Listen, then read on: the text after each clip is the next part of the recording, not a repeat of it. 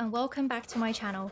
Today I wanted to make a short video to share my experience with the iPhone 15 Pro Max, what I liked about it, and why I ultimately decided to return it back to Apple. If you've watched my other videos, you know I'm a big fan of Apple's products.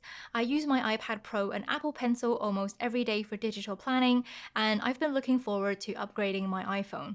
So I pre-ordered the iPhone 15 Pro Max as soon as it came out, and I was especially excited to see the new 5x optical zoom feature. As for the things I liked, I really love this white color and it doesn't feel too heavy when I'm holding it. The new titanium material is lighter than the previous year's Pro Max models, and I'm happy to see the reduction in weight.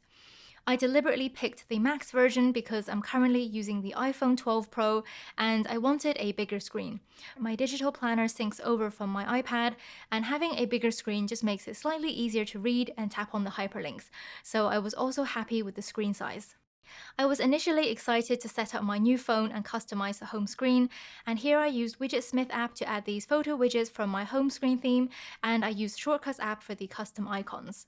I had fun playing with the dynamic island, which I didn't previously have on my old iPhone. You can get apps that make use of it, like these dynamic island pets. I also enjoyed customizing the new standby mode that came with iOS 17, which displays when you charge your phone on its side. Despite loving my phone initially, I ran into some issues with the camera, and I'll share with you all the things I found. I make all my YouTube videos with the iPhone, so camera quality is really important to me, and I bought the iPhone 15 Pro Max thinking it had the best camera out of the whole series. So the first issue is something I encountered with the iPhone straight out of the box.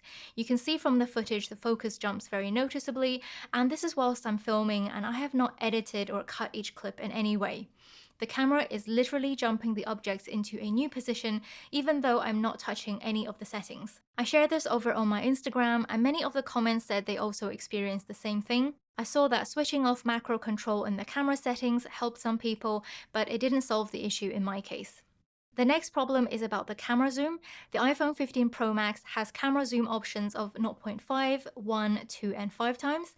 However, now there is no 3 times zoom option that's on the regular 15 Pro model.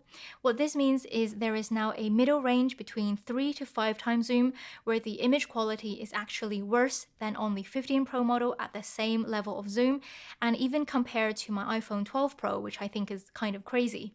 You can see this from the examples. The image quality at 4.9 times zoom is significantly worse than at 5, and this goes for both photos and videos. From 3 times zoom upwards, the image quality gets progressively worse until you reach 5, and it's only from there onwards that you start to take advantage of the 5 times zoom feature.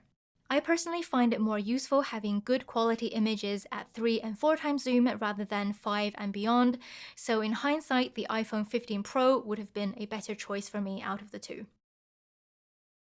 The battery of the iPhone 15 Pro Max is supposed to last up to 29 hours for video playback. I didn't have mine for that long, but in the few days I used it, I noticed it draining very quickly and even dropping significantly overnight despite switching off the always on display. I really wanted to love this phone, but in the end I decided to take it back to Apple within the refund period.